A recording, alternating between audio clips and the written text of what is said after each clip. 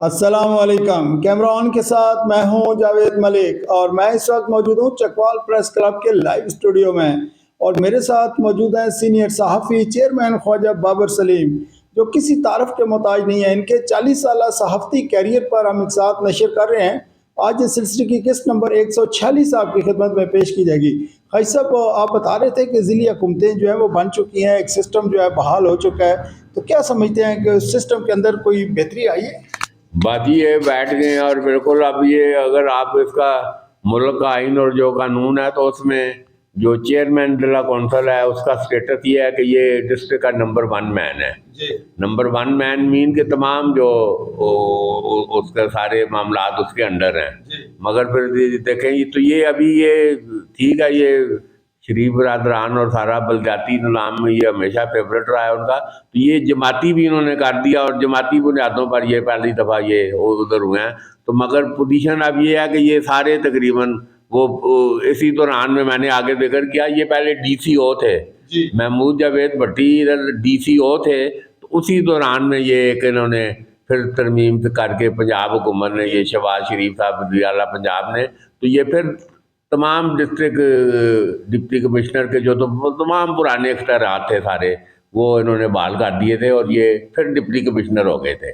DCO जो थे ये टूटे भजे DC थे, तो ये फिर मतलब अब वो महमूद जावेद भट्टी ने वो दोनों पोजीशनें एंजॉय की हैं, पहली भी और फिर डिप्टी कमिश्नर वाली। तो अब वो तो उसमें अब ये तमाम बलदियाती निज़ाम टेक्निकली DC और कमिश्नर के अंडर जो है ना, तो ये अभी भी ये जो अभी ये रोला पड़ा हुआ है, ये सारा अभी 2025 बलदियाती ये जो करा रहे हैं, तो अब वो फिर वही बल्कि अब और ज़्यादा उनको उनके अंडर की डिप्टी कमिश्नर और कमिश्नर के अंदर, तो वो बहरहाल जी वो बैठ गए हैं। तो अब वो इस दौरान में 8 साल का ये जो वक्फा बना है 2008 से 2016, तो तमाम ये रेस्ट हाउसेज जो थे ज़िला कौंसल और सारा इनके ये सारा अफसरशाही के कंट्रोल में थे, खुद ही आ रहे हैं मेहमान, इनके खुद ही इंजॉय कर रहे हैं। तो सारा तो ये हर अजलास में ये करारदादें पास करते रहे हैं डिस्ट्रिक्ट कौंसिल चेयरमैन असलम डुल्ली की सदारत में, तो वो हर दफ़ा करारदाद मुतालबा कर रहे हैं कि ये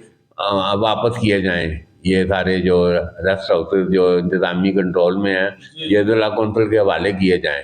तो वो भी इस दौरान में वो 18 अगला इलेक्शन भी वो टाइम आ गया, तो ये करारदादें ही पास करते रहे अभी तक। ये अब ये उसके बाद तो फिर दिल्ली हुकूमत निज़ाम बलदियाती आया ही नहीं है, तो अभी तक ये इंतज़ामी कंट्रोल में है तमाम रेस्ट हाउसेज।